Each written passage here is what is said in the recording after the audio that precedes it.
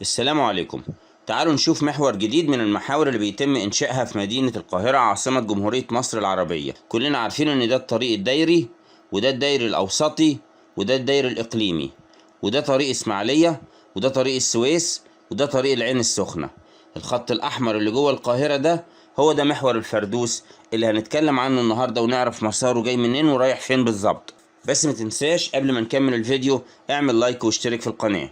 ركز معايا، ده ميدان رمسيس، وده ميدان العتبة، ده باب الشعرية، ده شارع الأزهر. الأزرق ده هو شارع بورسعيد الطويل جدا، والفوشيا ده اللي جاي من رمسيس هو امتداد رمسيس اللي رايح لمدينة نصر. والأزرق ده هو كوبري أكتوبر العلوي اللي برضه بيروح لمدينة نصر. أما الأحمر ده فهو جاي من العتبة، هنا باب الشعرية ده اسمه شارع الجيش، ده ميدان الجيش.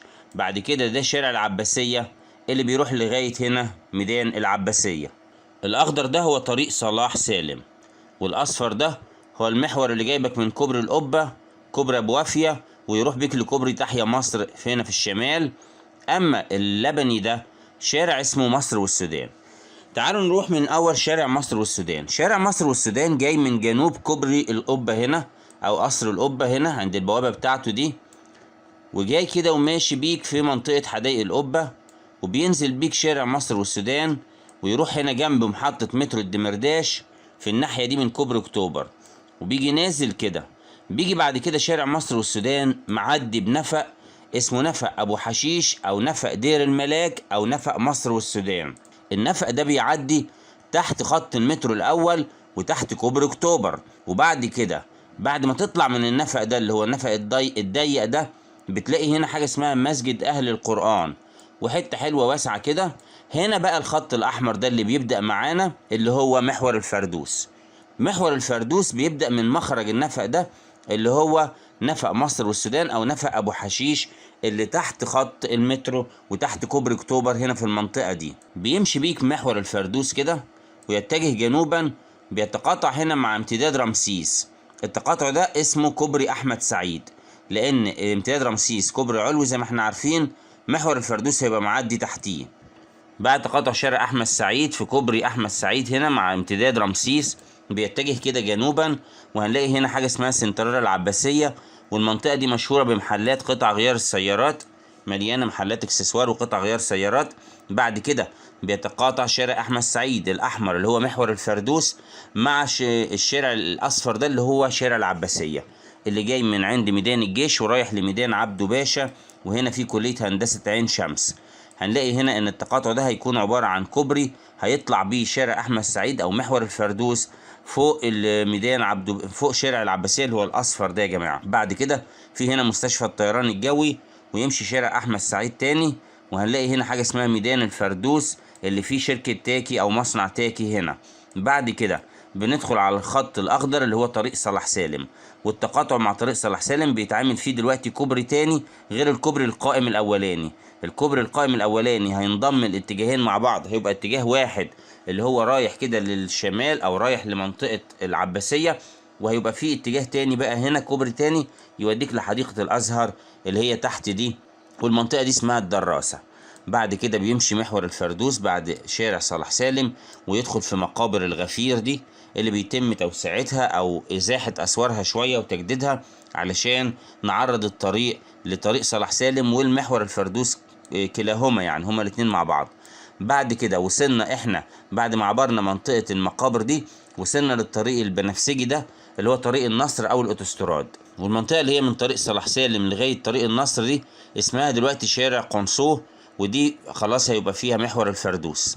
وانت هنا هتلاقي كوبري ضخم دلوقتي بيتعمل، هو مش باين على الخريطة، بيتعمل عشان يجيب محور الفردوس من هنا ويعدي بيه طريق الاوتوستراد عشان يفضل محور الفردوس محور حر خالص. في هنا حاجة اسمها الشهر العقاري هيعدي جنبها او قدامها بالظبط كوبري محور الفردوس ده. في هنا مستشفى الشيخ زايد في منطقة عزبة العرب، وهنا دي منطقة الدويقة، وهنا دي منطقة منشية ناصر. بقى المنطقة دي كلها كده اسمها منشية ناصر. ونلاحظ هنا لما نجيب الخريطة ونعملها كده ان ايه في زي جبل او تلة عالية مقام عليها منطقة عزبة العرب، وهيمشي الطريق بين تلتين او بين جبلين كده شوية ويعدي في منطقة عشوائية جدا جاري توسعة الطريق فيها.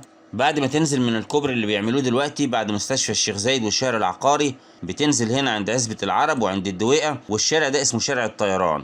وده غير شارع الطيران طبعا اللي موجود في مدينة نصر اللي هو هنا ده، لا ده شارع الطيران اسمه، منطقة عشوائية جدا زي ما قلنا بين عزبة العرب وبين الدويقة، ويمشي كده محور الفردوس. وصلنا للخط الفاتح ده اللي هو محور المشير طنطاوي. محور المشير طنطاوي اللي جاي من شارع التسعين الجنوبي وبيمشي بيك كده بعد الدايري، وبيتقاطع هنا مع محور الشهيد اللي هو الازرق. وادي محور الفردوس هيتقاطع مع المحورين، مع محور المشير طنطاوي اللي هو رايح عند نادي السكة، ومع محور الشهيد اللي هو رايح عند الحي السادس، هيتقاطع معاهم هما الاتنين.